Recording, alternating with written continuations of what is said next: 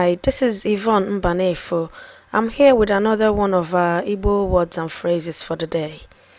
Today's Igbo word is ose.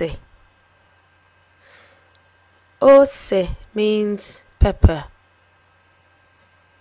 Learn how to say by repeating after me. Ose. Ose. Ose. You can only learn how to say it by practicing. As usual, we're going to look at some examples of sentences using the word ose.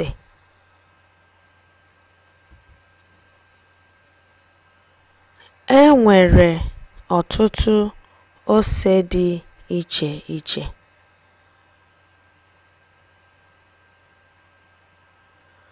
Enwere ọtụtụ ose dị iche iche.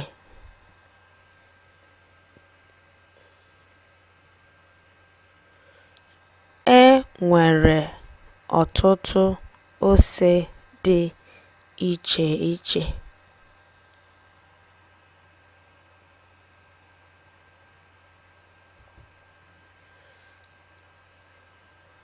Ebe a ka a na-echekpọ ose.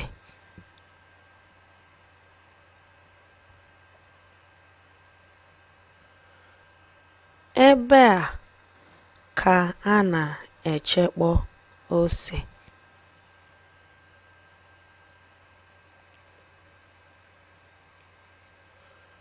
Ebe a ka a na-echekpọ ose.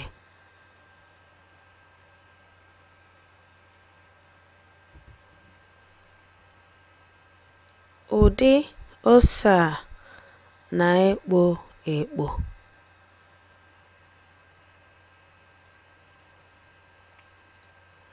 Ụdị ose a na-ekpo ekpo.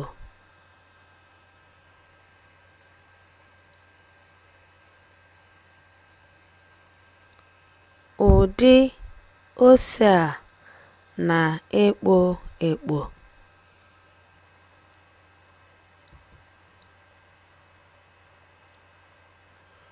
Ụdị ose a anaghị ekpo ekpo.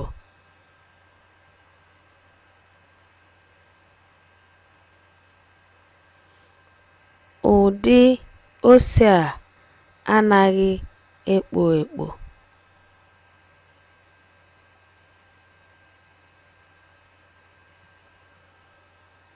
Ụdị ose a anaghị ekpo ekpo.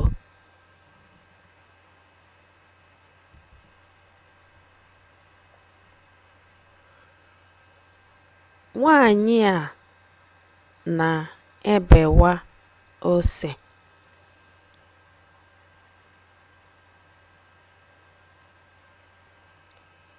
Nwanyị a na-ebewa ose.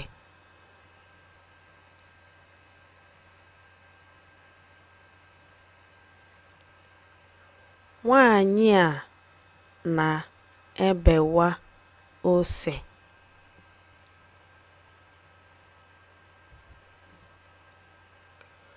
Ose.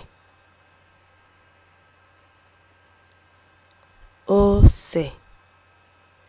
I'm Yvonne Mbanefo, and that has been one of our daily dose of Igbo words and phrases.